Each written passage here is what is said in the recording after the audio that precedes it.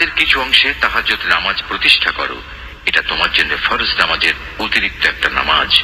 আশা করা যায় তোমার মালিক এর বরকত দ্বারা তোমাকে প্রশংসিত মর্যাদায় প্রতিষ্ঠিত করবেন।